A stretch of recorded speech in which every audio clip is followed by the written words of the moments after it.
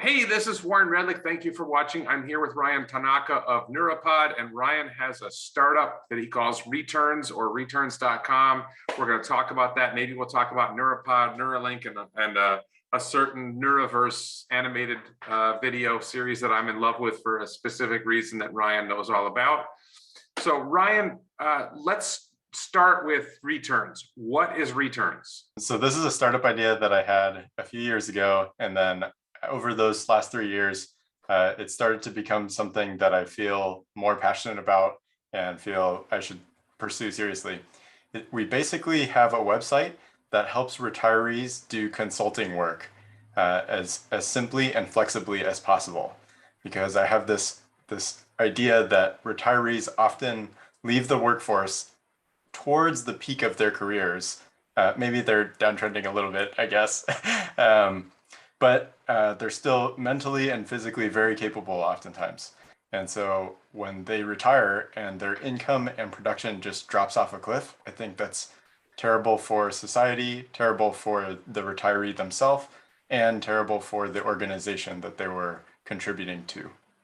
I mean, you met my brother when we had dinner in Los Angeles, and my brother retired from a defense contracting job, and he went back and he's like a consultant for his previous employer. So there, I think in some industries, there's a tendency to hit that retirement moment, which is incentivized by your pension structure. And then you still have a valuable contribution to offer, and they bring you back and they pay you differently. So he's getting some of that. How is Reterns different? Is it like appealing to a different segment of the marketplace, or is what I just, because you know that happens in the defense industry. Is there some, how do you see this different from that?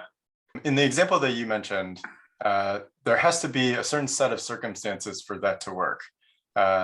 And we want to provide a way for basically anybody of any industry to continue doing part-time flexible work for potentially multiple companies. So this would be similar to like anybody who would want to start a freelance consulting company on their own, but instead they're choosing to create a very simple profile on our website, and we'll help connect them to potential clients. So basically, we're just trying to make it as easy as possible for them. And so is it LinkedIn for retirees? I think we're a little bit different because LinkedIn is primarily trying to help with people who, I think we're a little bit different. I want to make sure that people have as much flexibility as possible. And my long-term aspiration for Reterns is I want to completely rid the world of the word retirement. Like, I think it's just a very outdated term. People, like, somebody who is 18 years old today, if you told them, hey, you're going to continue going to school for another 5 to 10 years, and then you're going to do a 40-year block of work during your life, and then you're going to retire for 30 years, they would look at you and say, like, that's ridiculous, that's nuts, I'm never going to do that. Instead, they would want to do continuous learning by Coursera or Audacity or Udemy or whatever it is, YouTube online.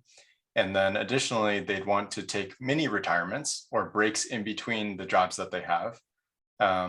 And because of the circumstances that present themselves now with all the tools online, they can freelance and they can create YouTube channels and they can sell NFTs. They can do the things necessary to have some sort of stability financially that enables them to just live where they can do mini retirements throughout their life. I thought that 18-year-olds just wanted to become social media influencers. Yeah, I think, yeah, I don't, I think there's a lot of good things that are coming about from all this stuff that older folks feel is frivolous. Well, let's just be clear. So I retired at the age of 45 in theory. I lived in New York State. I had my own law firm, and then I had started this web business that was making money. And I didn't really have to work as a lawyer anymore. And I retired to Florida, and I started playing golf 3 times a week and driving my kids around for things. And I found that I'll just say my own personal experience with it was, I'm not very good at retiring. I just kept finding things to do, and I wanted to be productive. And I think this is true of a lot of, I've heard retirees say they retired and now they're busier than ever. But a lot of retirees are busy with hobbies, with activities that are not productive. They're not producing income. They're not generating revenue. They're not they're just doing stuff, which is just fine. But for me personally, I wanted to produce something. I wanted to generate something. And I'm at the point now where I'm sort of retiring again, but I'm not retiring. I'm growing my YouTube channel, and I'm thinking about starting up a company or two. And I can totally get the concept that, like, if somebody told me you have to retire and all you can do is play games and play golf and stuff, I'd be like, shoot me now. Like I wouldn't be shoot me now, but I want to do something. I want to do something meaningful and productive. And I think there are a lot of people my age who just want to retire. And by the way, personal stuff you mentioned, maybe after we would talk about personal stuff, I also decided I want to have kids again, which is, that's one of the things where almost all my friends think I'm crazy. But, I think that there's a value in doing something productive and meaningful. And I think the idea of just, I have a metaphor that we're all climbing hills, and retirement is when you start coasting down the hill. And I don't want to coast down the hill. I want to climb more hills. And I don't just want to climb one little hill. I want to climb mountains. I want to, not just one. I'm not done. And I think what Reterns is probably about is people who want to climb more mountains. Absolutely. Yeah, your story resonates so much with me, and the amount of people that I've talked to who have retired from their careers or are considering retiring from their careers, they have a lot of the same thoughts. And I think there's the sense that a lot of people who are on the cusp of retirement, they think that they're the outlier when they say, oh, I'm gonna be golfing a lot, but at the same time, I want to be doing a bunch of stuff. I want to stay as busy as possible, and I can't sit still. And they kind of think that they're the anomaly, but from what I've found anecdotally, it just seems like they are normal. That's how everybody is, especially when those people have accumulated 30 to 40 years of experience in a given domain. It's like, that's what their life's work is. And so if that's where they're most valuable, contributing to potential future clients, then that's what they should try to monetize. So where does Returns stand now? Is it a functioning business already? We have a functioning website. I'd love for people to poke holes in it as much as possible. I think you, me, and a lot of the Tesla community are in similar positions where whether we've retired or felt financially comfortable enough to retire because of the run up in the stock, I think there's a lot of us who, regardless of age, we're wanting to contribute more or do something productive. And I'd love for those types of folks to poke holes in the website and sign up if they're interested. And yeah, just try to provide as much critical or positive feedback as possible. Yeah, since you hit that point, I have to pump the t-shirts. Tesla is the next Tesla is one of my most popular t-shirts, and the Tesla Air shirt is probably more directly relevant to your point, that if you've accumulated enough Tesla stock that all of a sudden you don't really have to work anymore. I think Dave Lee is probably a great example of that, right? We all think that Dave Lee we don't know how much Dave Lee has, but we know he has a lot. And he just makes videos for fun, and he drives his kids around in RVs, and but we all want to do something. And he just helped out, 170 refugees from Afghanistan. We find meaningful ways of contributing. But so your vision for Returns, though, is I go on and I create a profile. This is my skill set. This is the type of work I'm looking for. And then employers who are looking for people to do certain kinds of work go on Returns and look at who's available. And Returns is a derivative of intern, right? Yes, correct. Correct on your first point and correct on your second point. The initial concept was just like pair retirees with interns, and maybe that's an application for some company. Since then, I've realized that there are some reasons that is good, but is also maybe not as practical as I once thought. So, but the name has stuck, and I think it's still a great name. So yeah, just very, very interested in like having like when I was working during my internships, I always felt like there was a ton of people who either retired and came back to work for the company that I was working for, or they left and there was this huge celebration. And then all of a sudden it was like, oh, what are they going to be doing? Like they had been working here for like their whole life, and then it just stops so abruptly. I just thought that was crazy. So you're young, right? I mean, you're probably under 30 years old, right?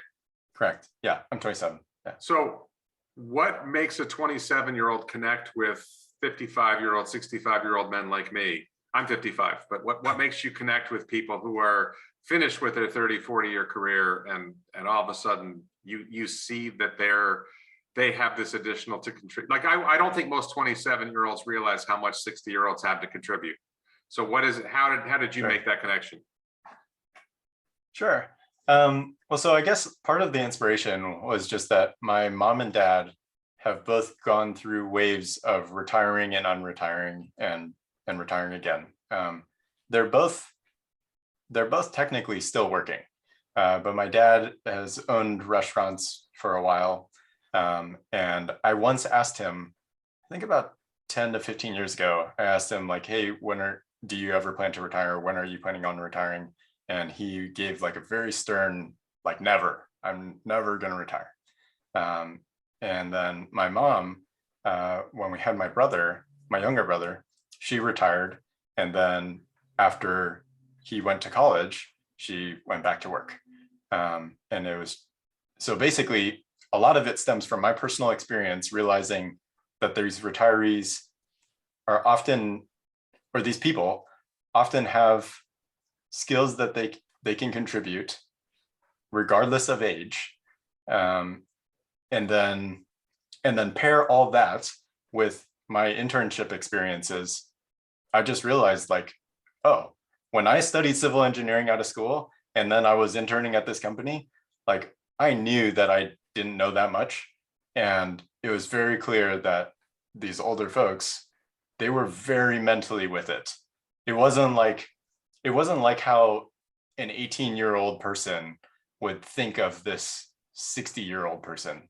Like they would, I think a lot of times the perception is that this 18-year-old is like, oh, that's a 60-year-old. He's about to get dementia, but it's just like totally not the case. Like many, in fact, I just go on all these tangents, but I was volunteering at a nursing home or a senior living facility. And this one gentleman was a former orthopedic surgeon, and he was 92 years old, I believe, 91 or 92. And when I was volunteering, I would just play Scrabble with him, like every Wednesday night. This was like right around the time before COVID hit. And then he would win about 50% of the games. And this is like it's not a super simple game, but it's not like, I don't know. Anyway, he would win like half the time. And after he retired as an orthopedic surgeon, he said that he went back to do consulting work for hospitals, and he would help orthopedic surgeons with different unusual circumstances or scenarios. He would advise different folks on how to prepare, how to avoid like medical malpractice suits. He would just like provide consulting and informational advice. And he was so mentally with it. It was just like unbelievable to me. And he's 91 or 92. Right.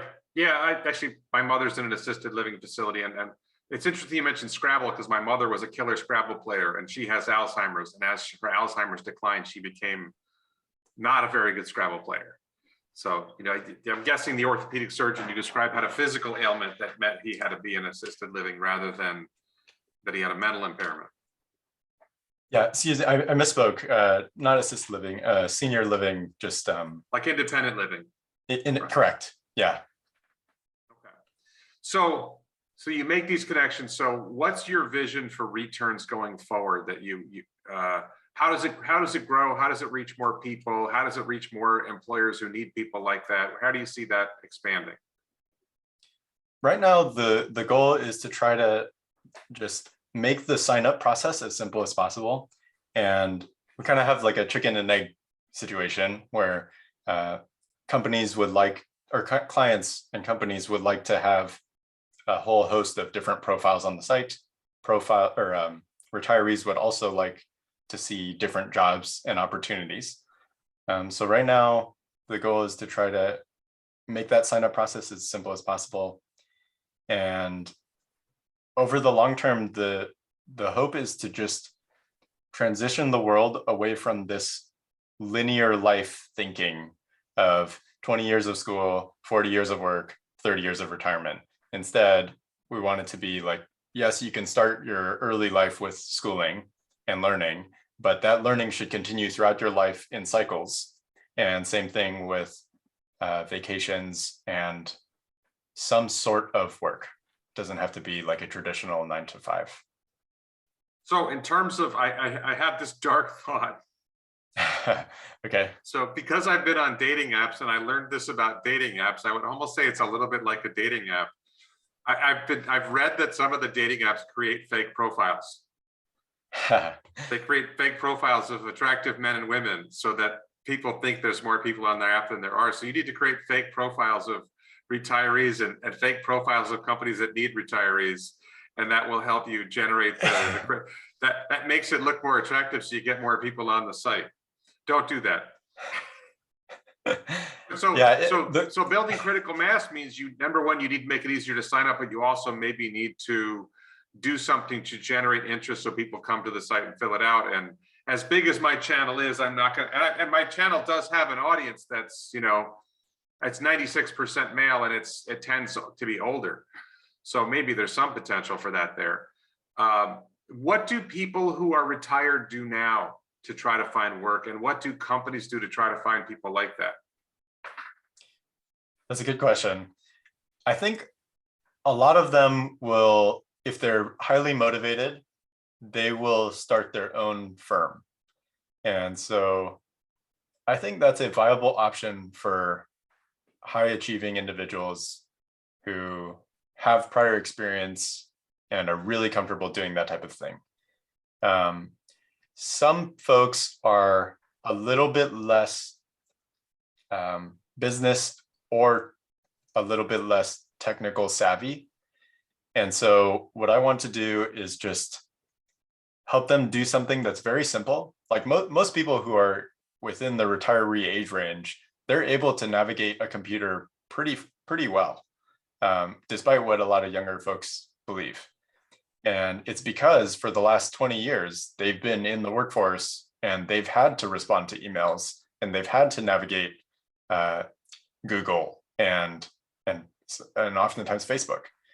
Just to be clear, I provide IT support for my 16 and 20-year-old children. So I'm 55. Yeah. So nice. Yeah.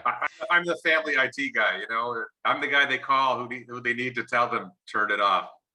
Which I just saw on Twitter. Turn it off, turn it on again. Yeah. That's the starting point always. But I just saw on Twitter, like the IT person is just the person who knows how to Google the best. And it's true. Like most people who are, I think, in that retiree age range, they're able to navigate a computer, but they may not be able to truly develop their own web presence if they started their own independent consulting firm. So instead, if they can create a profile and we're helping them spread out their profile and their experience and skill set, that's hugely valuable to them. And then also, go ahead. And then also, if we're able to take care of all that back-end office work of processing payments and dealing with potential retiree benefits and stuff like that, then that's another huge perk that would get them to choose us over doing something on their own.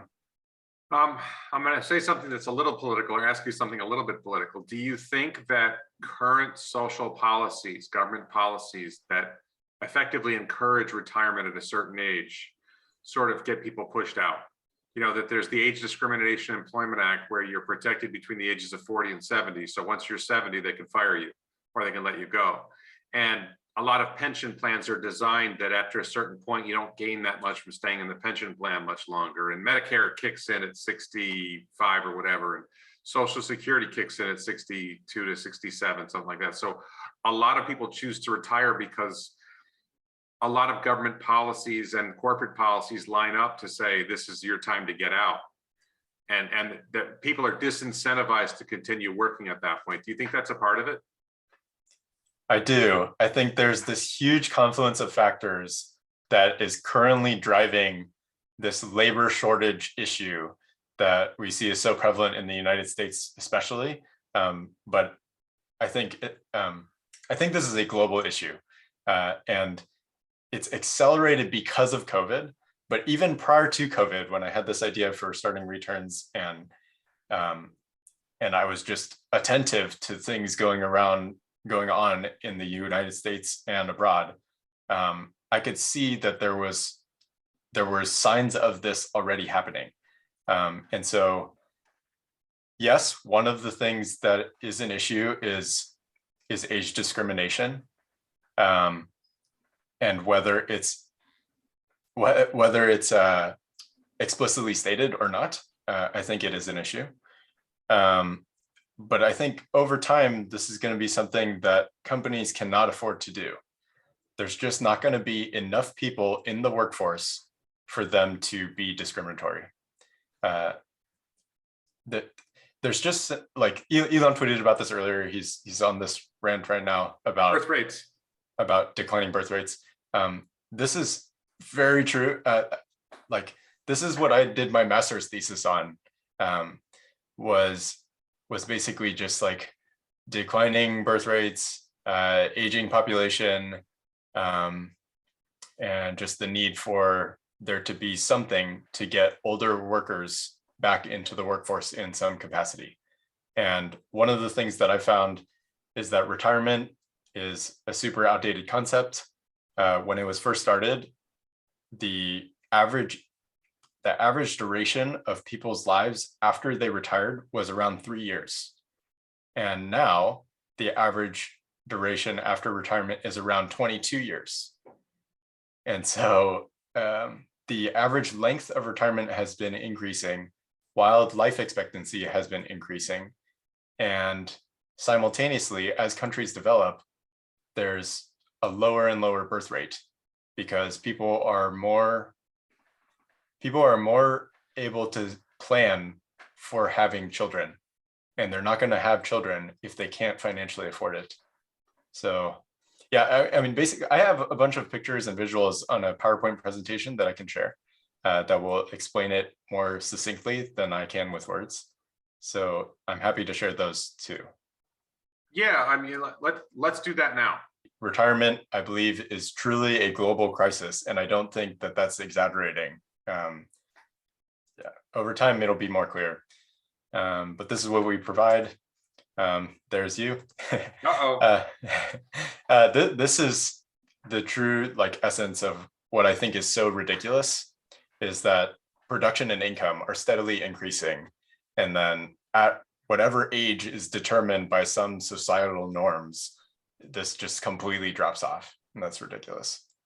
So if Reterns is successful in some way, the chart will look more similar to this, where they are producing and they are getting some form of income.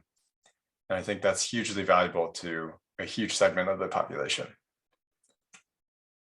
And then again, this goes back to the vision of right now, this is reality where it's very linear. It's just blocks of life, but life is way too long to just have this type of lifestyle. Instead, as much as possible, I would love to influence society to adopt this future cyclical lifestyle. This is more in line with what some of the stuff that Elon has been talking about recently. Or I guess it's half of what Elon has been talking about recently. So in the United States, these are the older ages and the projected growth of those older age groups. Now, this was published prior to COVID occurring, so maybe there's a little dip, but overall, the trend is significantly upwards. And this is an extremely predictable trend because all you have to do is map out what the births were in those prior years and then project out how long they're expected to live. And so this is basically showcasing the baby boomer demographic aging over the next 40 years. Now, I provided this chart because Singapore is an extreme example, but this is something that occurs in every developed country. As countries develop, their age percentage, or the average age of their country increases. And so with Singapore, this is projecting out 10 years from now what their population pyramid will look like.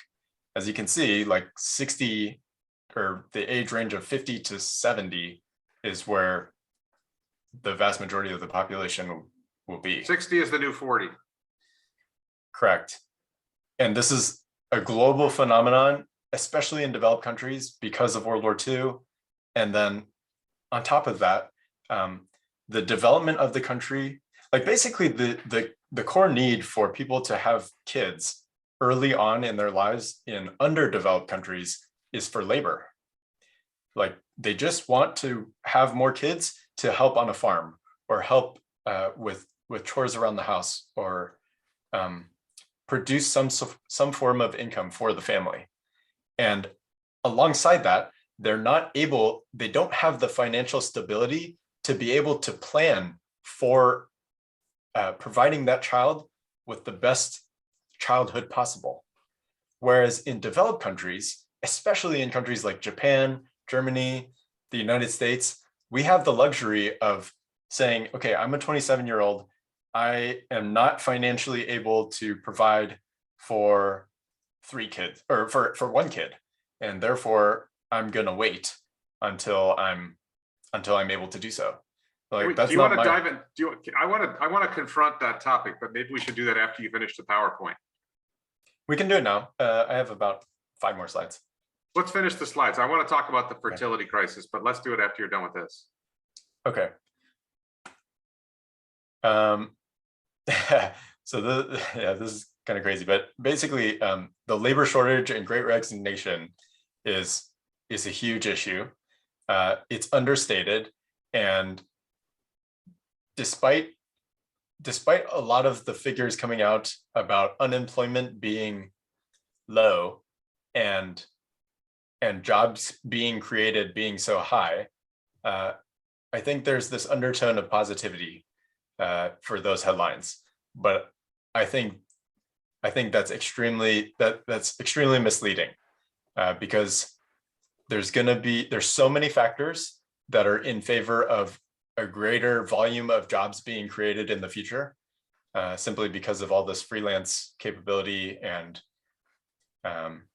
just all this entrepreneurship and small businesses being created. They're going to need to hire people. So there's always going to be a lot of jobs available, but then the number of people willing to work those jobs is going to continue to decrease unless something drastic occurs. Okay. This is what I was discussing earlier with the average age that people will live after they retire. I guess earlier I said 3 years, but this is showing 2. So regardless, it was a small duration, because people would lose purpose, and people only stopped working because they had to for health reasons in many scenarios. Now that's just clearly not the case. There was once a movie that came out. I think you and I had discussed this once. I've seen that movie. It's Robert De Niro. Yeah, Robert De Niro and Anne Hathaway. Is it called The Intern? The Intern, yeah. I thought that was a great way of showcasing what's coming. One of the quotes that he says in there is that he is bored. He's bored, very bored. I was going to say a bad word, but yeah, he was really bored and he's tried like learning Chinese, tried like all these random hobbies and stuff, and just can't. He misses the action of working with smart people. You know, I did some of that. I took a Python. I think I took 2 Python classes. Python is a programming language for those who don't know. I took a Python class. I was a volunteer at the Murakami Museum and Gardens in Delray Beach, Florida, where I would show like school children and around like this, you know, Japanese garden and museum place. I did some of that, and you know, eventually I found some things that had more purpose that fit what I wanted. Absolutely happened to me. And of course I played golf, and the funny thing is I like golf, but apparently I don't like it as much as I thought. Because I was playing golf like 3 times a day, and all of a sudden I was playing it it's 3 times a week. So all of a sudden I was playing golf like twice a week, then I was playing golf once a week, then I was playing golf a couple times a month, and I haven't played golf in years now. Because I found apparently I like doing other things better than I like playing golf. It's fun when it's a hobby, but if it's your full-time job or just something to cure boredom, it's I think it's just that it's not that I don't like golf. I still like golf. I just like other things more. I want to do like this quote here. I miss the action of working with smart people. I want to do something. Golf doesn't produce anything of value, right? I hit a ball. I enjoy watching the ball fly. I hit the ball again. I watch the ball roll, whatever. I enjoy it. But it's so much more exciting to do something meaningful that involves interacting with people. There's so much more value in that than there is in hitting a ball. Absolutely. Yeah, I love golf as well. And a lot of the times that I will play, I'll just get paired up with a random like retiree, and we'll just talk about stuff, and it inevitably becomes up that he's trying to kill some time. So on the retiree side, going back to the slide, on the retiree side, this is a crisis because they're losing purpose, and that will accelerate their mental decline. And on the organization side, I have this suspicion, and I don't know for 100% certainty that this is true, but I believe that most organizations like Verizon, Boeing, P&G, they want to retain a lot of their older workers, but they don't want to retain them full time. And it's because the total cost of employment is high. They have to pay benefits, workers' comp, insurance. That's government regulations that disincentivize older people working. They basically encourage that there's the pension structure, there's the benefits, the health insurance probably costs more as they get older. There's a lot of different factors that, you know, encourage employers to say, well, let's get this guy out of here and bring him back 20 hours a week, so we have to pay all these benefits. Right. Yep. Yeah. So I mean, if they could just be freelance and do things on their own, they designate their own wage. Like, I think that's one of the most valuable things that I should have mentioned earlier for Reterns, is that retirees will have true flexibility to designate their own wage and in large part work their own hours. Yeah. This is just highlighting the point that I just mentioned. Traditional employment is costly for these companies, but these retirees can choose a higher wage. So if they were making $150 an hour when they left the workforce, and they were compensated salary full time, then they could just do the equivalent times, or they could choose their salary number, convert that to an hourly wage, and then multiply it by, like, I don't know, 1.25 or 1.5, and then designate that as their wage on our platform. And they would make more dollars per hour that they're working and be less stressed and have more flexibility. It's just, like, overall, I think, a huge win. Let me ask you this, and go back to the previous slide for a second. You talked about the employers have this, like, the organizations supposedly understand the value of the experience all their workers have, but at the same time, a lot of decisions are made by middle managers. And a lot of middle managers have prejudices, and they may not they may just sort of have like a gut feel, I don't like this older worker. And so that may also cut against the retention of older workers, is that the middle managers don't like, the older workers are less likely to take instruction from let's say you're 60 years old and there's a 45-year-old guy who got promoted above you. you're a little less likely to listen to that guy because you think you know better than that young whippersnapper. And the younger guy doesn't like trying to tell a 60-year-old what to do. So I think there's a little bit, do you think any of that comes into play? I do. I do. I guess I'm a little hesitant to elaborate any further than that, because I don't know the exact feeling that those older folks will have. I can only assume on their behalf. And it does seem like that would be a difficult thing to deal with. Particularly, I guess if I put myself in their shoes right now and thought, oh, there's going to be this, I'm 27, if there was going to be a 17-year-old who was managing my work and my daily schedule, I would be a little bit frustrated unless they had demonstrated significant career success so far. Yeah, I mean, the other thing I would say is my general sense is that older workers, like I'm 55, and I would say people older than me, I'm not going to say myself, but people older than me might have a stronger work ethic than, say, millennials. I don't mean to pick on your generation, but millennials, I think you're a millennial, am I correct? Yeah. That millennials have a reputation for being less committed to the work and wanting more, like work-life balance is a big thing. And so in my law firm, because I had a law firm several years ago, at one point we hired my father-in-law, who was, let's say, 70 years old, ballpark, and he was a very good worker. You know, he just believed that it was important to get work done and to serve the clients and you know, I'm not saying he was perfect, but I knew he was trying. I knew he was putting effort in, and I think there's something, you know, he's older, like significantly older than me, probably 20 years older than me. But he, you know, he just genuinely, you could see he wanted to get things done. He wanted to, you know, help clients. And I definitely think there's a value in that in the older generation that maybe you certainly hear the middle managers complain about all those millennials, right? They don't want to work, right? I'm sure you've heard that statement, which is comical because at the same time, you know, SpaceX and Tesla hire young people and they work really hard. So it's not quite so simple, right?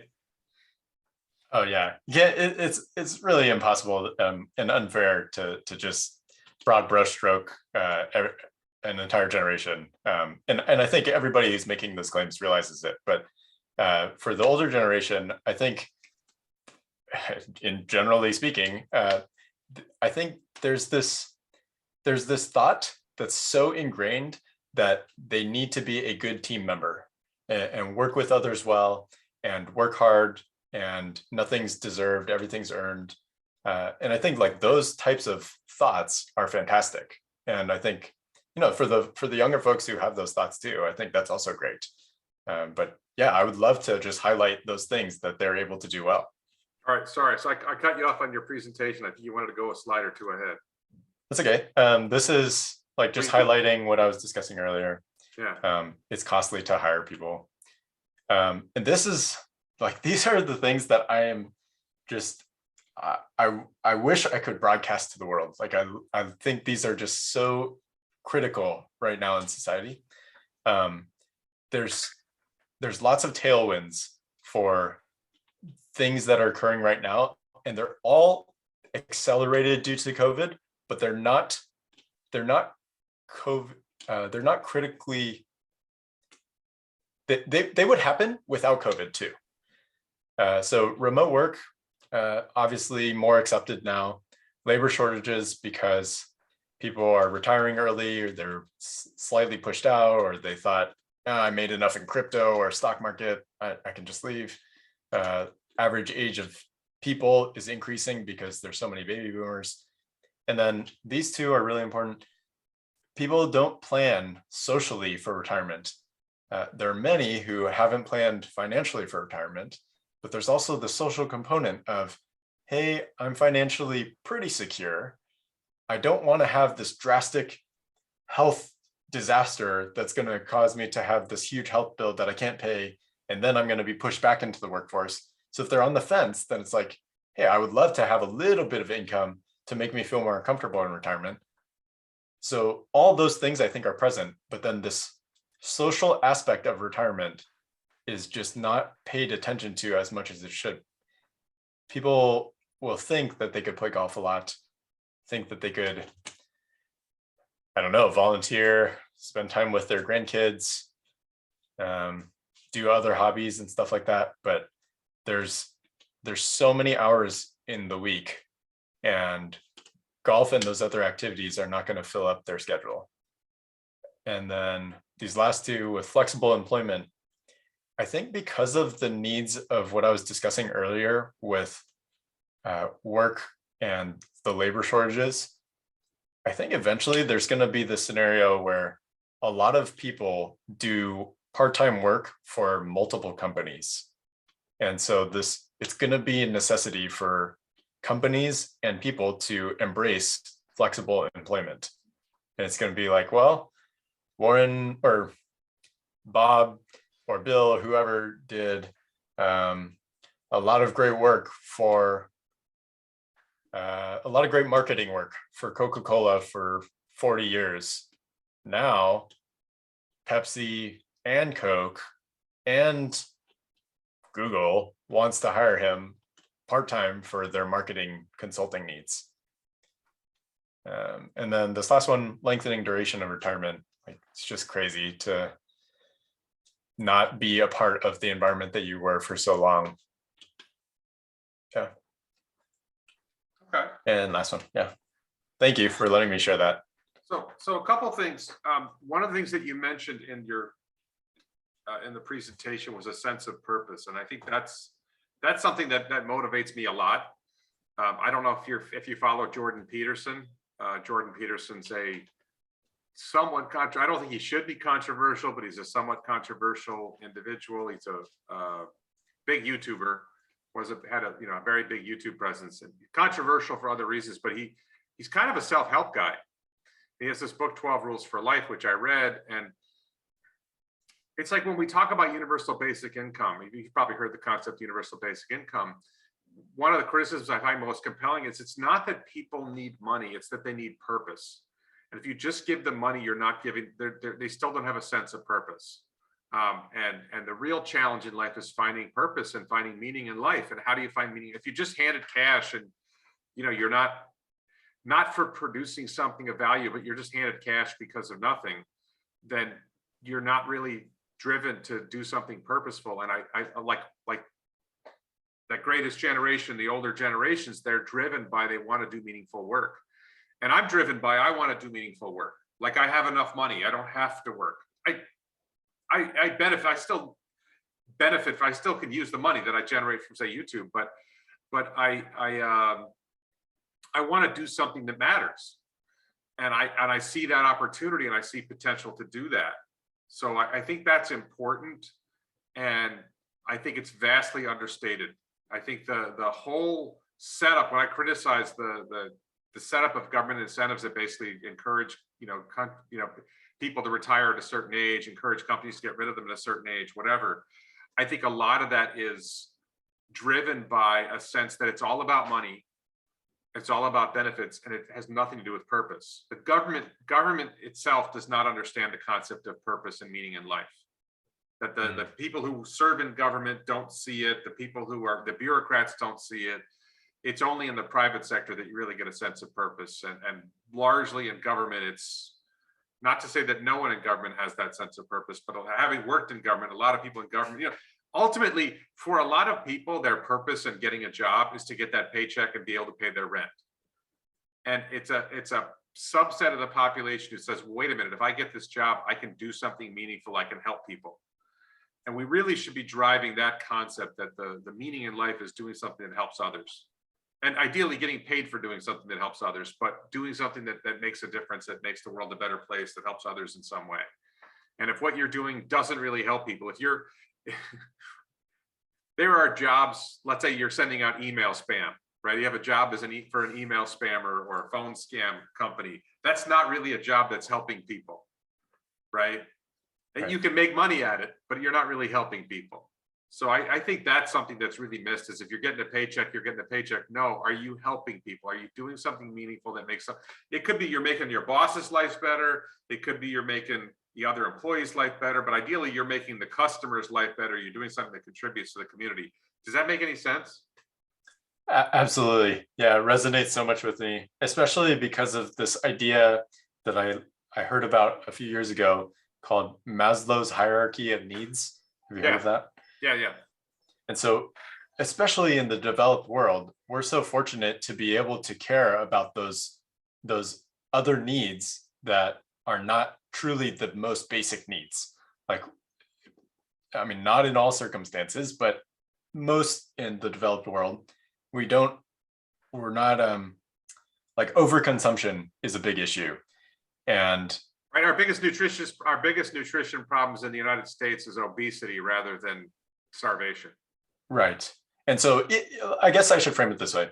If housing and food and very base human needs are taken care of, then we should be caring for those other higher level needs of fulfillment, purpose, love, like those types of things, I think are things that there should be services built towards. And so, yeah, those are the things that I'm hoping to build. Okay, so I wanted to turn to this question about birth rates. Mm-hmm. We're going a little off topic here from returns, but it's driven, the birth rate problem is driving the need for retirees to work. That there's not enough young people coming up, and the people who aren't born today aren't going to be available for the workforce 20 years from now because they weren't born. So this is a topic I'm really interested about. Elon was tweeting about it again today. He's talked about it before. And then the simple premise is, leaving aside the workforce, if the average woman, I'm going to use women as the example because they're the ones who actually bear the children. If the average woman has less than 2 children, and you go generation by generation like that, iteratively, at some point there's no people left. Humanity goes to zero.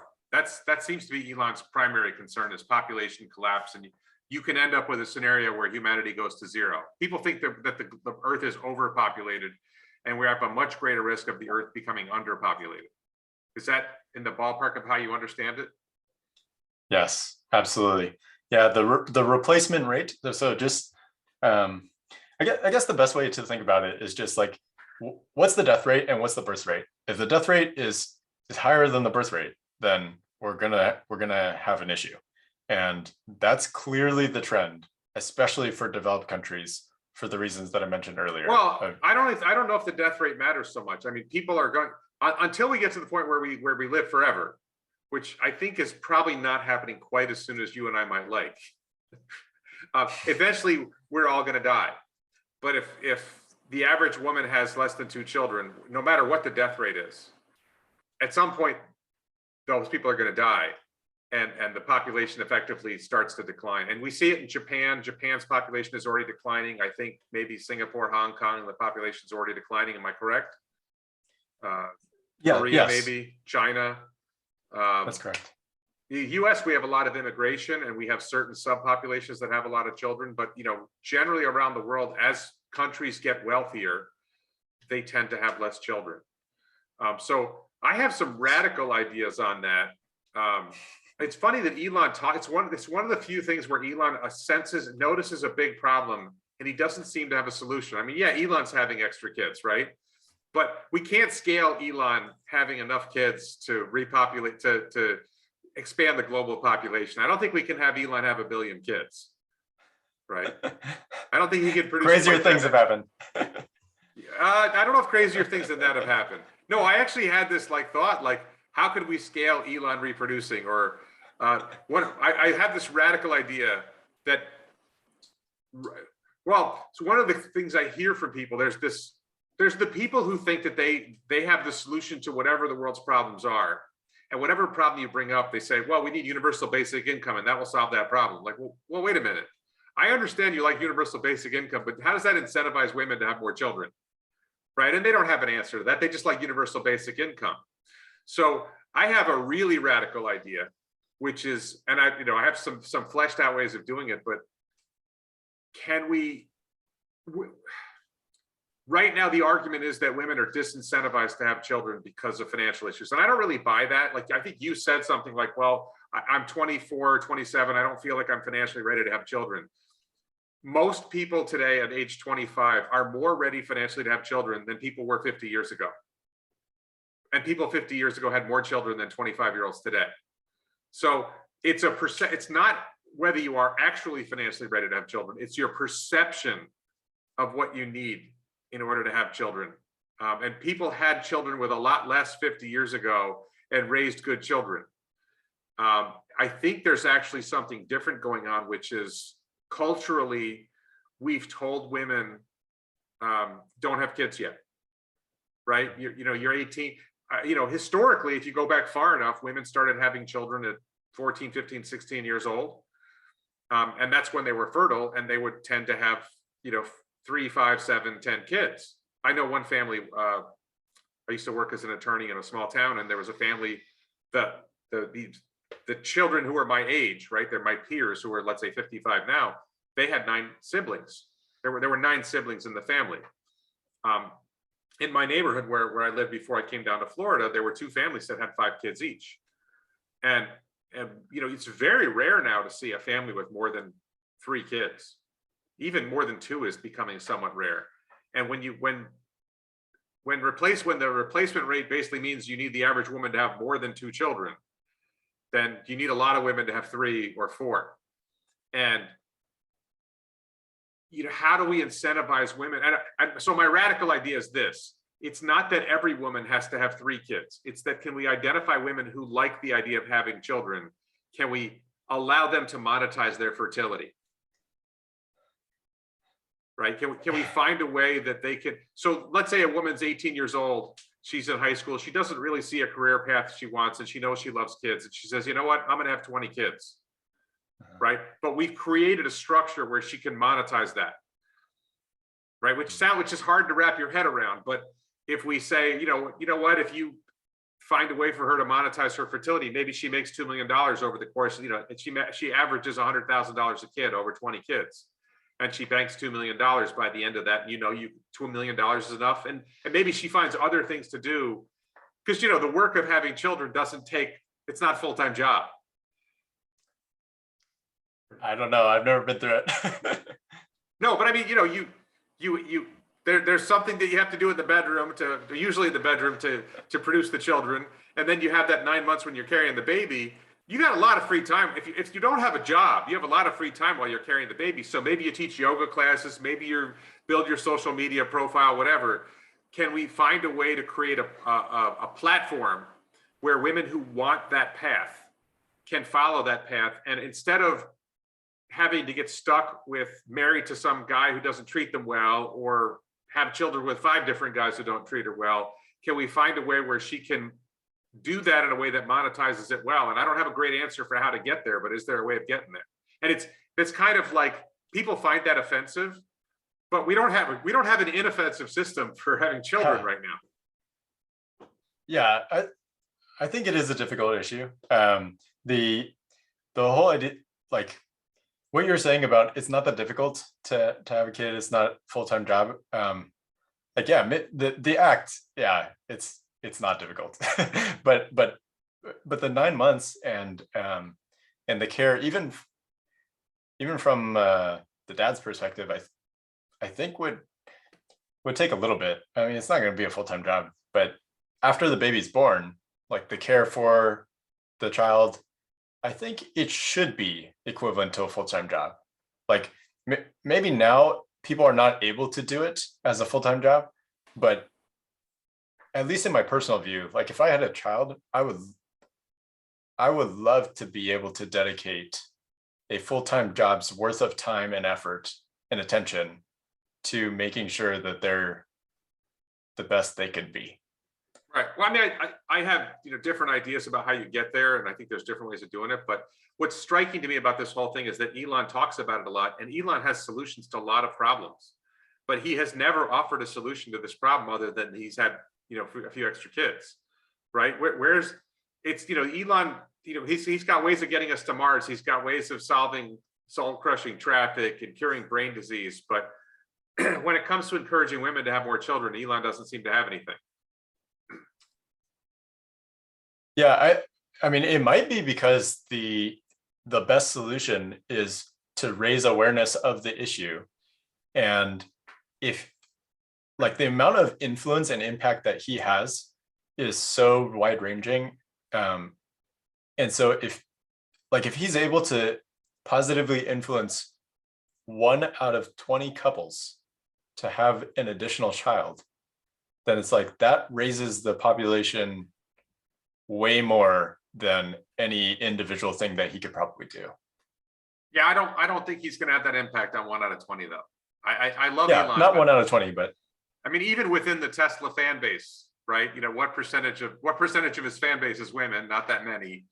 And what percentage of them have said, okay, now I'm gonna have, like, I know a woman and that you may or may not know from Twitter and Clubhouse. I'm not going to name her.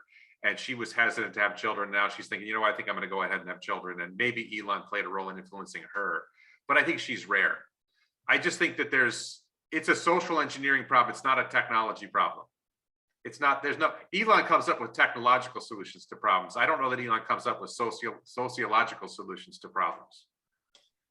But I think like that's what it is. It's like, how much impact has Tesla had on truly transitioning the world to sustainable energy quicker? Like a huge amount. Huge. And what percentage of that has been from Elon just raising awareness of the issue?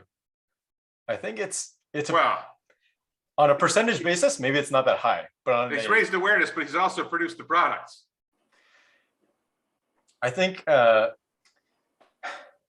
how do I put this? It's like even with just like Tesla stock, the number of people that have realized that, or the number of people whose lives have changed significantly in the positive direction just from betting on Elon, basically, and the Tesla team, it is dramatic.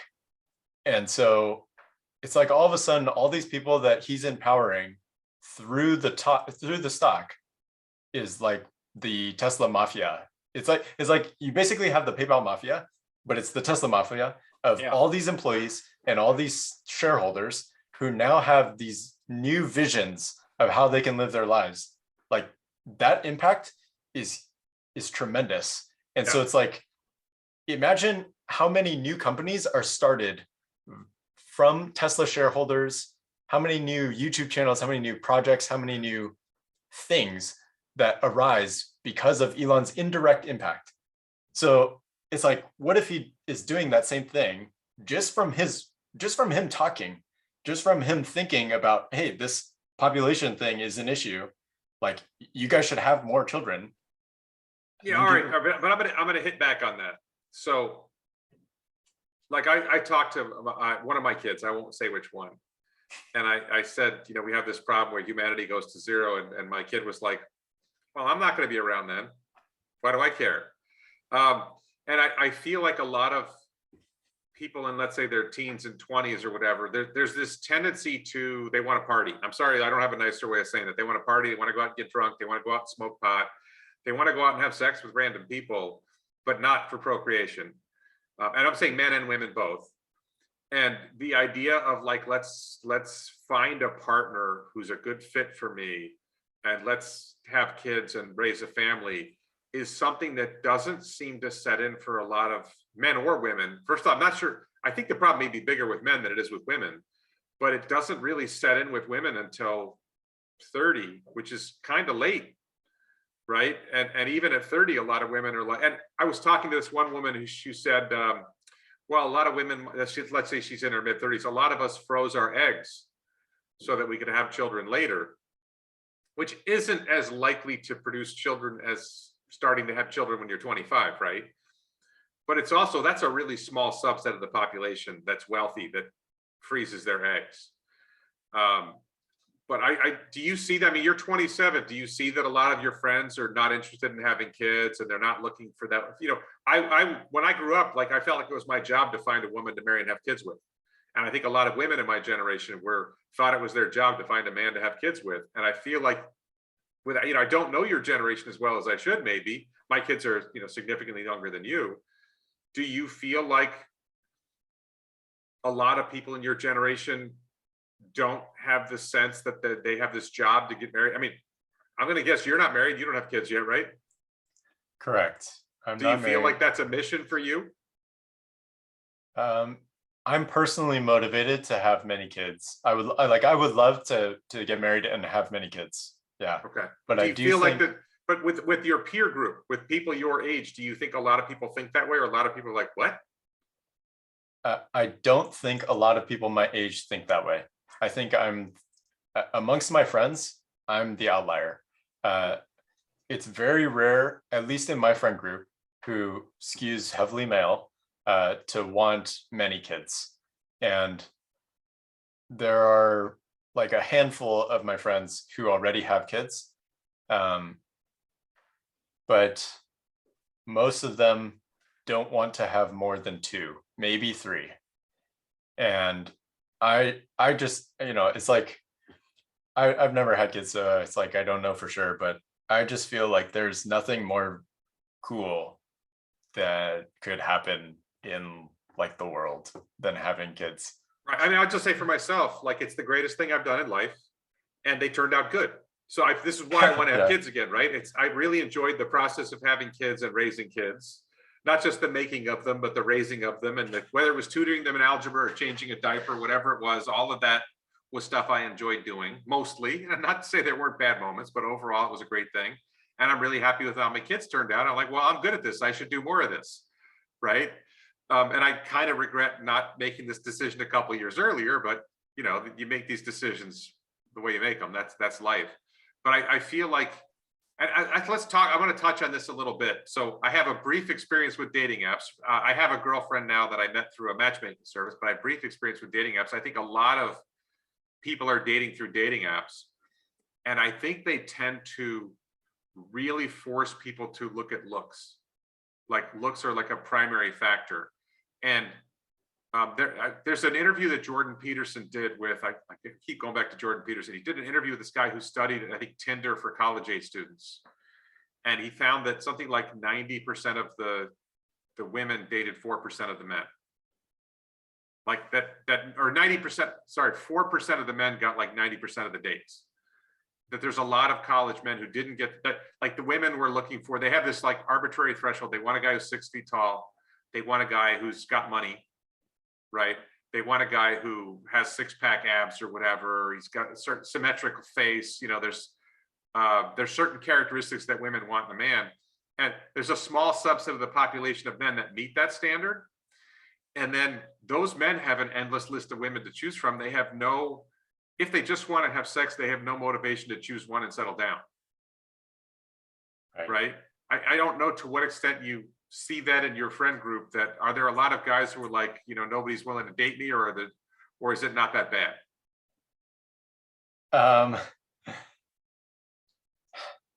I think most of my friends are not in that 4%. Right. So I don't know what that experience is like.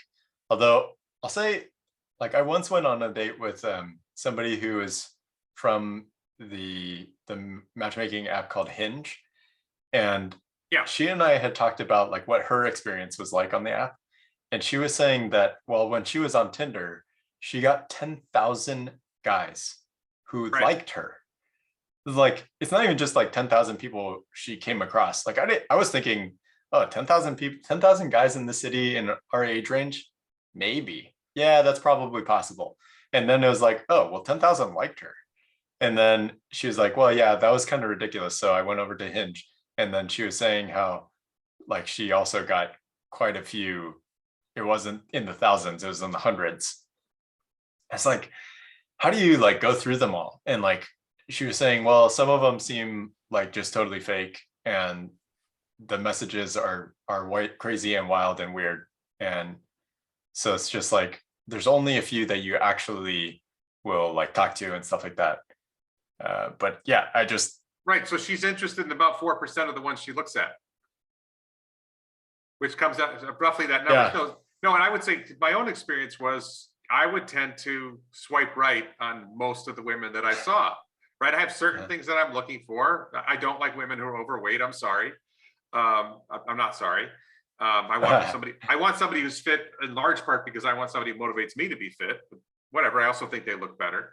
But I would swipe right on a lot of women. And I didn't realize this at the time, but a lot of women, it's like they don't bother looking through the men. They just have so many men who swiped right on them. They're actually, their experiences, they're going through swiping left on a lot of the profiles just so they can sort it out and get down to the ones who show the most promise.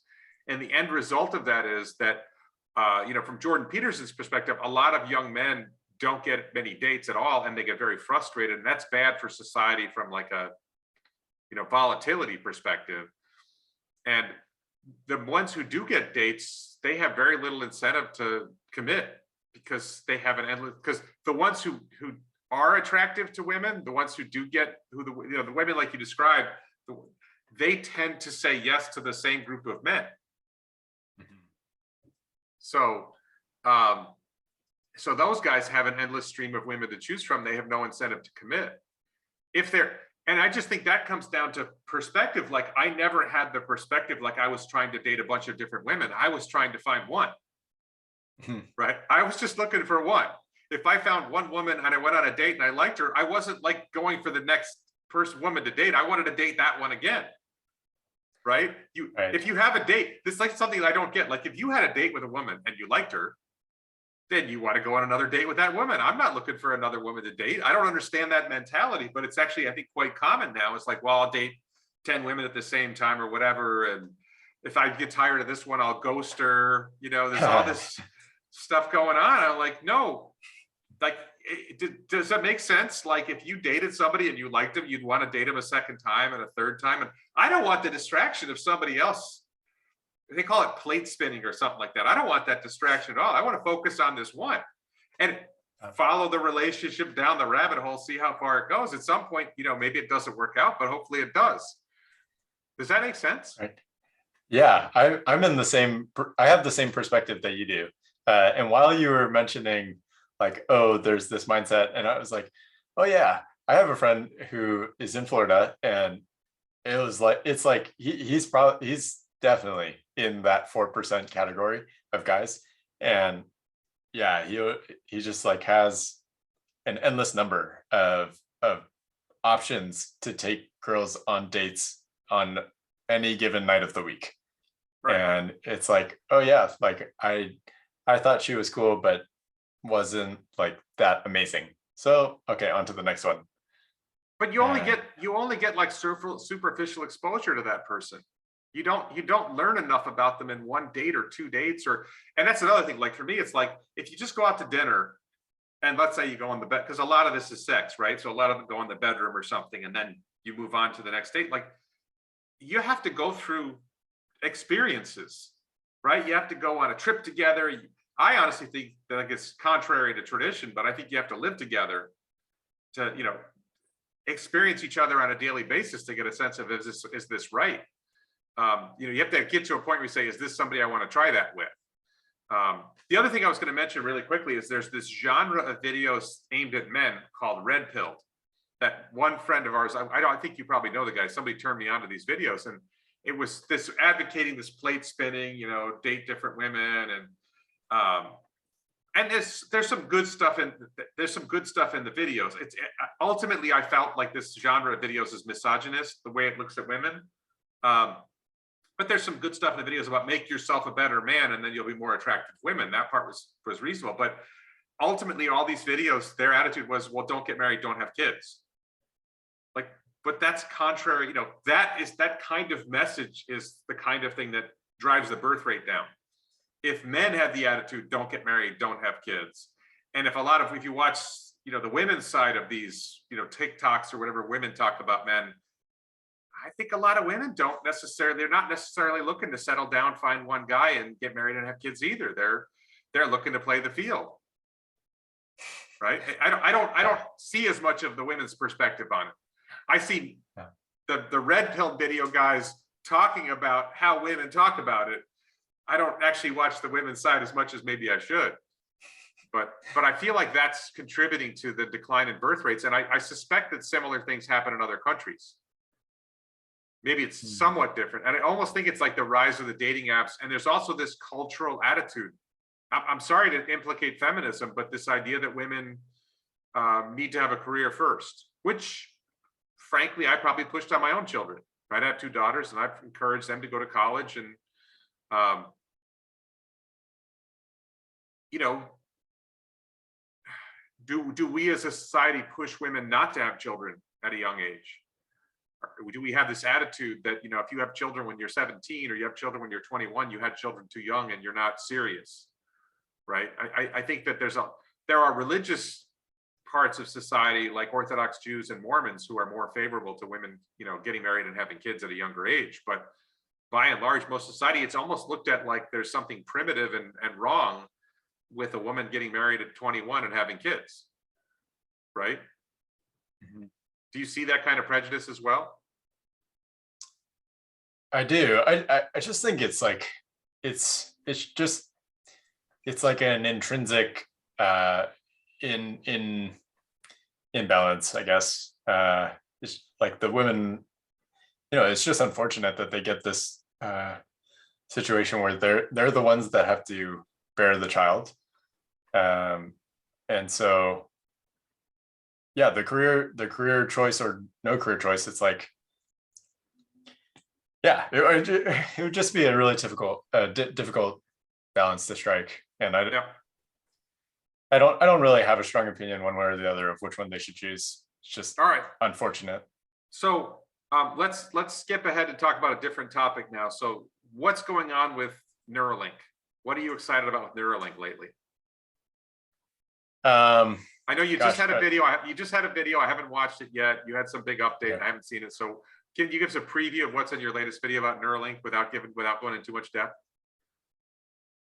Sure. I didn't really expect to talk about this, so sorry that I'm going to be a little not as clear on this. But basically, in the last update, we talked about a lot of the stuff that Elon has mentioned publicly in the interviews that he's done recently. So, like, as you can imagine, there's not a lot of Neuralink related news that's been coming out recently. And so a lot of the stuff that we've been highlighting is anytime Elon mentions the word Neuralink or metaverse or VR or AR, we'll talk about it on the channel. So he did an interview with the Babylon Bee, and I don't know if you saw that one. I did. Okay.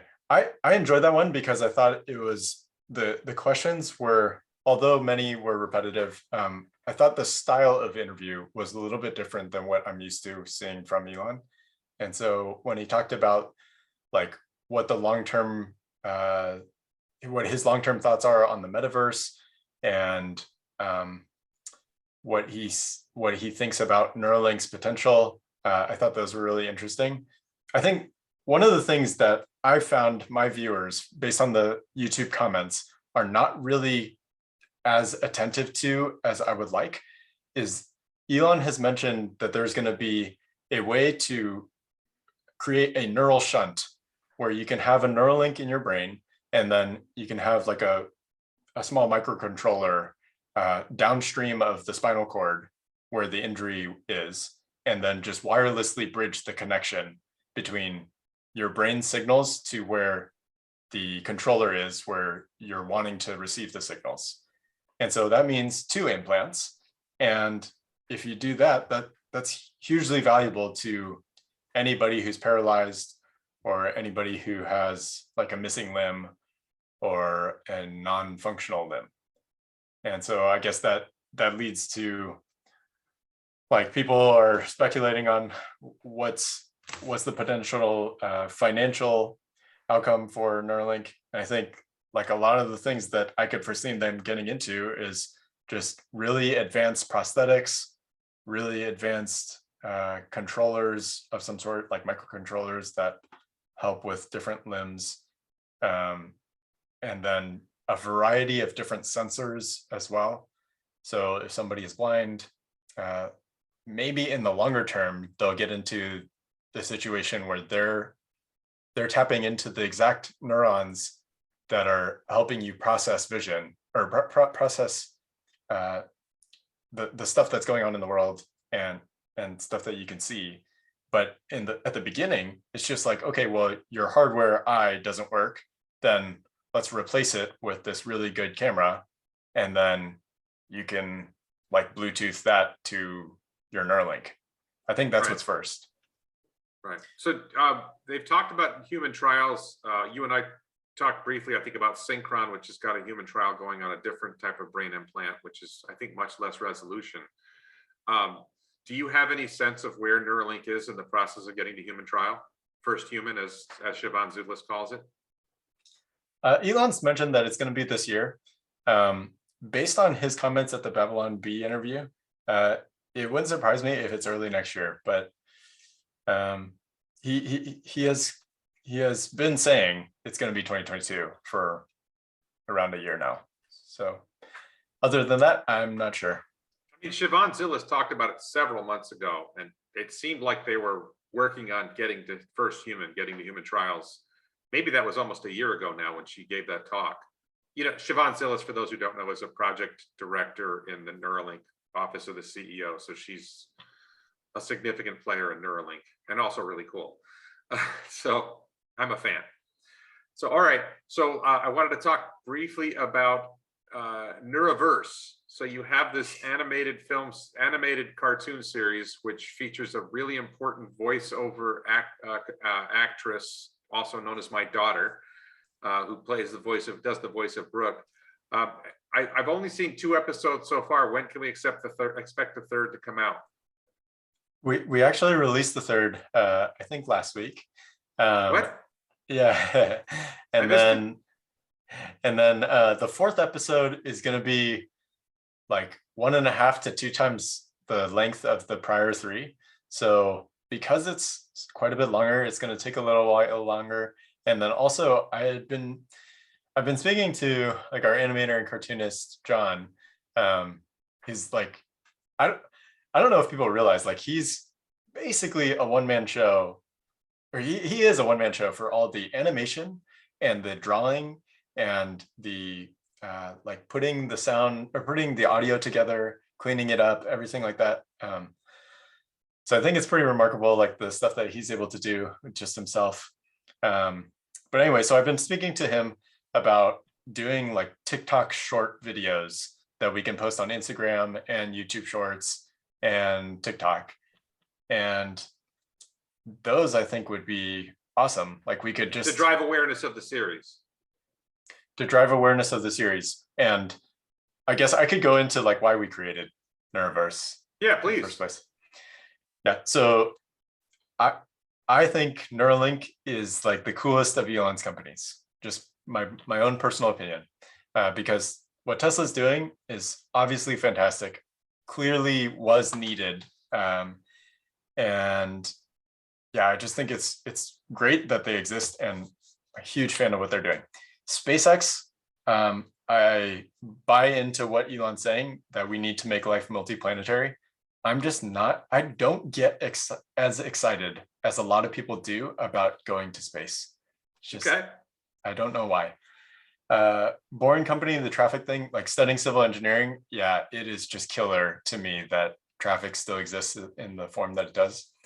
But Neuralink, like just the depth of impact for any one person, where it could really decrease the effects of dementia or provide mobility to a paralyzed patient, like that's so significant.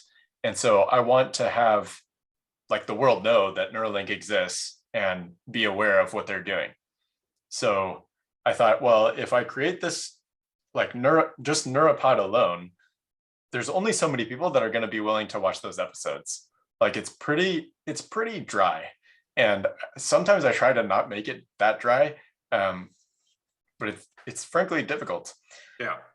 So the Neuropod Tune and Neuraverse series is to just raise as much awareness as possible. Like obviously on YouTube, the upper ceiling for how many people are willing to watch a cartoon series, particularly if it's about Neuralink, especially if it's about Elon Musk, is in the millions rather than in the tens of thousands, right, or hundreds of thousands. So, and then I guess the next extension of that is the shortest form videos have an upper ceiling of tens of millions. And so if we're able to do that well and drive awareness to like the core channel, that's huge. Okay, so let's talk about Elon's coolest companies. I think we'll leave PayPal out of the discussion. Okay. I do get the SpaceX mission. I do think that the SpaceX mission is amazing. I think SpaceX and Neuralink are both the most exciting. I think Tesla and Boring Company are the least exciting from an intellectual perspective. They're great. I'm excited about them. I think Tesla bot actually might change the game for Tesla. Like, you know, Boring Company and Tesla primarily are just transportation and electricity, right? Which are kind of mundane ultimately. And I do think that, like, I have this crazy perspective. I think Boring Company might end up being the most valuable of Elon's companies, simply because of the number of tunnels that could be created and the value generation of each tunnel. And also the thing about Boring Company that's distinctive from the other three is Boring Company, I'll say it this way, it's not rocket science and it's not brain surgery, right? It's relatively easy from a technological perspective. I don't think they're pushing technological limits in the same way that landing orbital rocket boosters or landing second stage orbital rockets is, or, you know, curing brain diseases. Even like the battery technology and full self-driving are much more challenging than just digging tunnels more efficiently. It just doesn't seem, I'm sure there's technological challenges they're dealing with, but it doesn't seem like they've already got a solution without having to do much more, right? They're already better than any alternative by far where they are now. So, but I just think ultimately I could see easily, like, have you heard me talk about the boring bearing? No. Okay, so if you can imagine running 4 tunnels from, let's say, San Diego up the west coast of the United States, through Canada, through Alaska, under the Bering Strait and down to Shanghai, and, you know, ultimately have a spur that goes along the Arctic Circle over to Northern Europe, and, you know, something that goes beyond Shanghai to India and Southeast Asia, whatever. So the 4 tunnels, 2 of them are Hyperloop and 2 of them are cargo.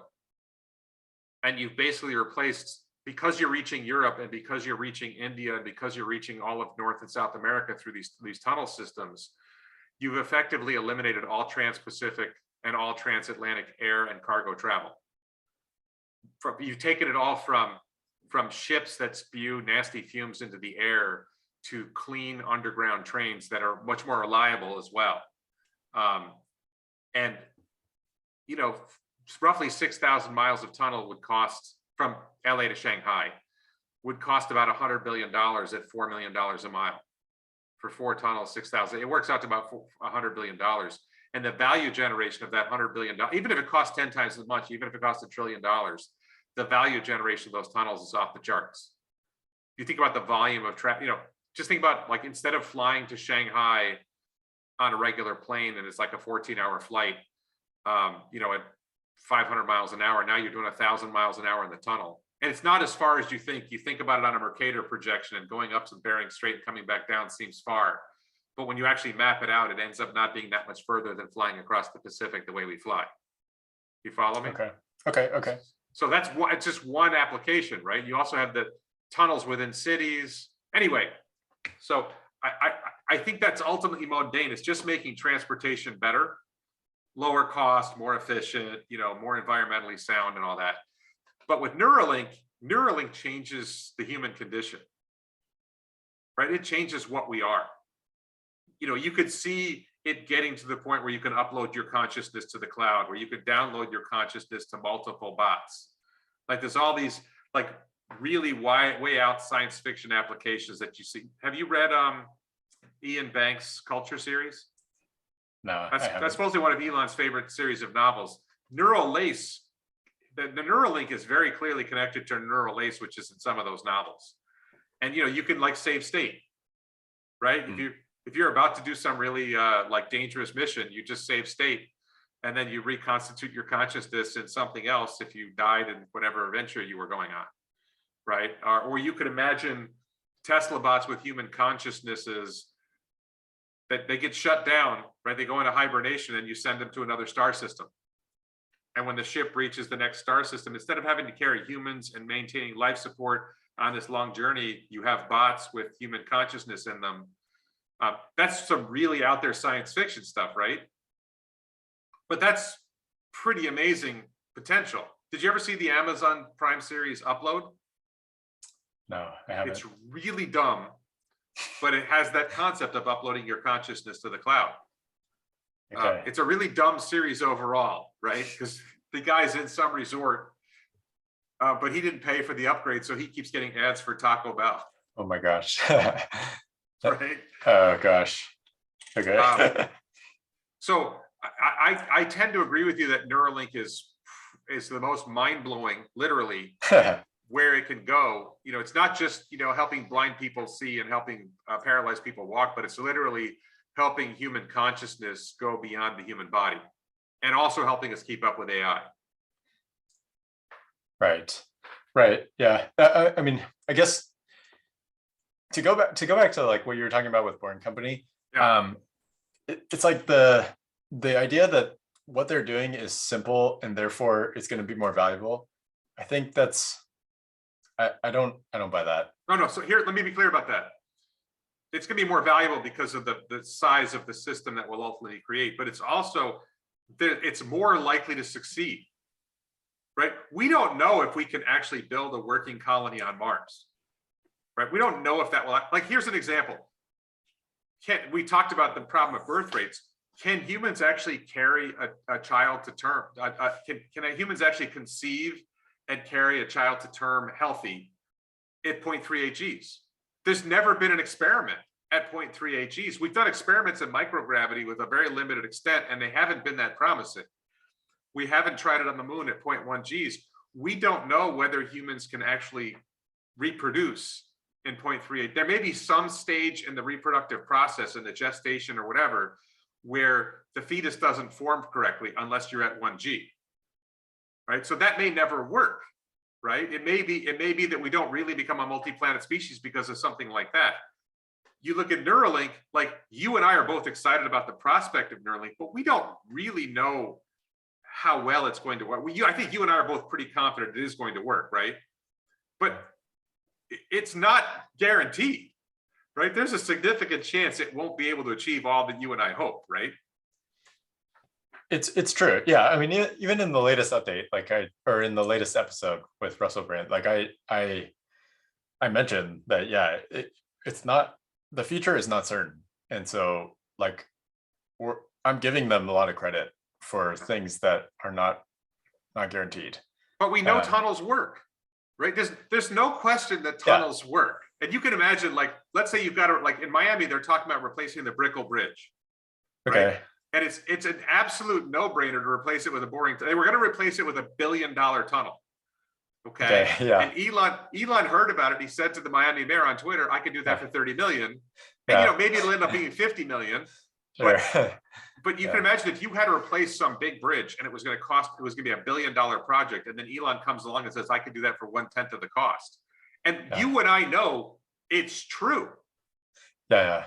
You're never going, like, once the Boring Company establishes itself as a viable entity, like, no one's ever going to replace a bridge again with a bridge. They're going to replace it with a tunnel. Like, everything's going to be tunnels. It's not going to make sense to do these monster projects.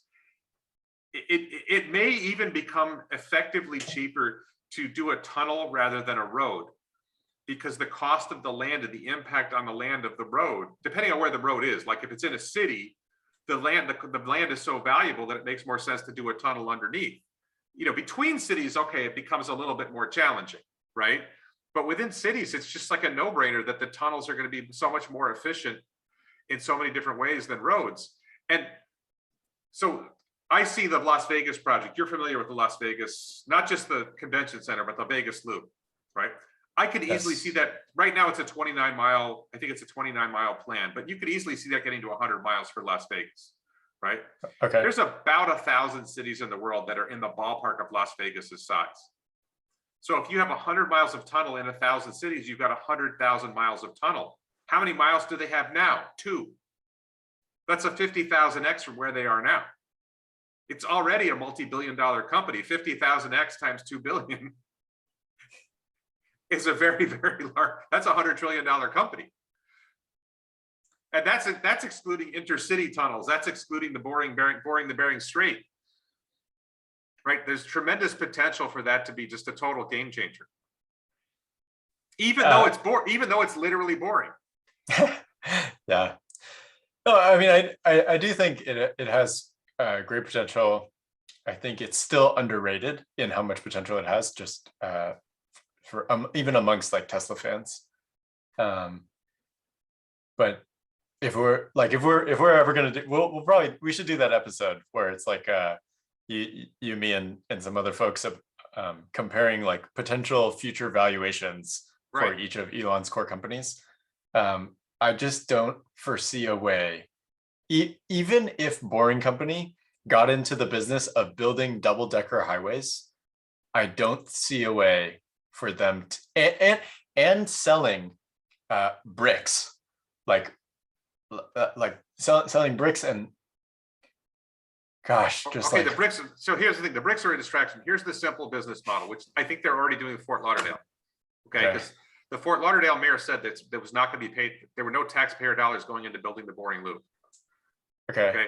The simple business model is the Boring Company builds the tunnel system, gets the revenue, and gives a revenue share to the city. So the Boring Company finances its own tunnel, which doesn't actually cost it that much. It delivers rides at, let's say, $2 a mile, right? And it gives the city 10%. So you're a city politician, and these guys come along and say, we're going to solve your traffic problem, and we're going to pay you money. It's not going to cost you anything, and we're going to give you an endless revenue stream. And suppose you're the mayor who says no. You're in Cleveland, right? And you say no, and then Cincinnati does it, right? And all the voters visit Cincinnati and say, wow, this is a totally awesome system. Why don't we have this? Oh, our mayor said no. How long are you in your job? Right? If Cincinnati got it before you did, and you could see that San Francisco and Oakland or Portland or whatever, you could see the cities that adopt it early are going to have a huge lead over the cities that don't. And once the voters, like, because this is why Vegas is so important, by the way. And I think Orlando will be, I think it's going to happen in Orlando too. Vegas and Orlando are convention centers. Yeah. Right. If you deliver, like, how many people travel to Orlando and Vegas? Right. It's huge volume. So all these people from all over the country are going to see this system and say, why don't we have this in our city? Right. This is amazing. It's going to be amazing. Like, if people don't realize how amazing this is going to be, you have all these morons who are saying, oh, what if there's a fire in the tunnel? Like there were no tunnels in humanity before the Boring Company tunnel system in Las Vegas, you know? Like, no, it never occurred to anybody that we might actually have a solution to this problem in advance. It's just like, we know tunnels work. It's obvious. And, you know, once the larger Vegas loop is up and running, the volume of people who are going to see that and say, holy shit, we need this, is going to be huge. Yeah. I mean, even just CES, like the Consumer Electronics Show, like that alone, just the number of volume. I mean, gosh, I wish I knew the number, but like the number of people, tens of thousands of people, maybe 100,000 or more. Yeah. Okay. Yeah. Just like, maybe they don't like, they know that Elon Musk exists, but they don't know that the Boring Company exists. And they're like, what's this?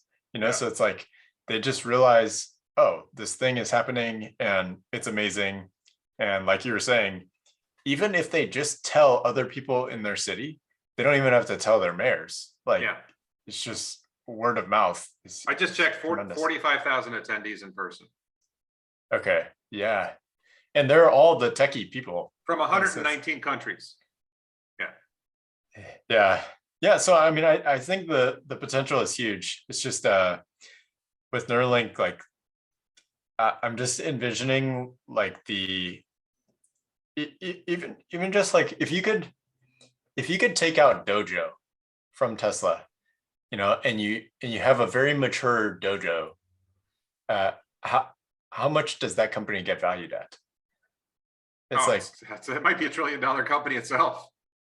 Okay, so now say that Neuralink is doing, like, I don't claim to know all this ins and outs of Dojo, but like, imagine Neuralink has all the brain data of like all these people that they've had implants in. Oh, Dojo will be used to train Neuralink chips to read the mind. and to Yeah. send signals into the brain. Something like Dojo will be used to make Neuralink work better. Well, so yeah, okay. So let's say that you have all this brain data, and that data is feeding a neural network that's being a neural network is being trained via all this data. And then you can basically architect an artificial brain. That's another way of looking at it. Yep.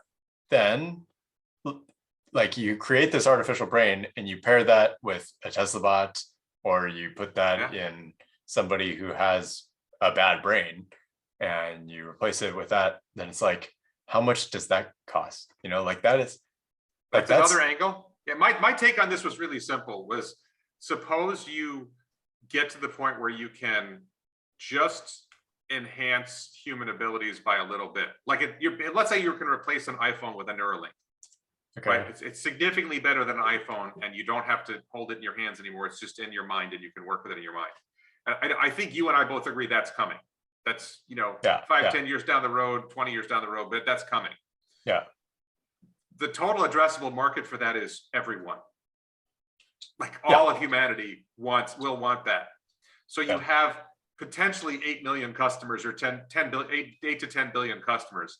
And then how often do people upgrade their iPhone? Right? Every 3 years, 4 years. So, some people every year. Well, if you have 10 billion customers who are paying $10,000 a piece, and every 3 years they upgrade, that market's pretty damn big. But it's really hard to wrap your head around how big that number. And let's say, okay, it's not 8 billion people, it's only 1 billion people. Okay. 1 billion people, let's say they only spend $1,000. It's still $1 trillion a year, and it's still $1 trillion in revenue. And if they upgrade everything, and of course, it's really $10,000. The value of this is off the charts. Yeah. So you could see $10 trillion in revenue every 3 years. The valuation of that company is off the charts. And I didn't even think about your idea. Well, what if we use the knowledge to create artificial brains, and then initially we create an artificial brain that's as good as a human, and then the next year it's better, and then the next year it's better. Yeah. And then, we have the problem of, are we a threat or are we a pet? No, yeah. I mean, I just very much believe that the reason humans are so well architected is because we've had so many reiteration cycles through evolution over time. Yeah. And so it's just so basically, if we were able to make that reiteration cycle faster, then we would have better humans. And so basically, if they can do that with a brain and reiterate on the brain extremely quickly, then it's exactly what you're saying. We're going to have superhuman brains. And there's so many things that Neuralink can do to just advanced prosthetics alone. Imagine you have an entirely replaced shoulder, upper arm, and then you have a Neuralink forearm, or a Neuralink wrist and hand, and you combine all those together, and they integrate seamlessly all with each other. You all of a sudden start creating a Tesla bot, but it's Neuralink, and you have all these haptic feedback sensors that can sense touch, and you have cameras and hardware, and then they could get into really advanced medical robots and just nanoscale robotics of any sort. It's it's just remarkable how much they could get into. So just really quick, I want to thank everybody for watching. Please check out Ryan's channel, Neuropod. Please check out the animated series Neuraverse. Please check out his website, Reterns. And thank you so much for watching.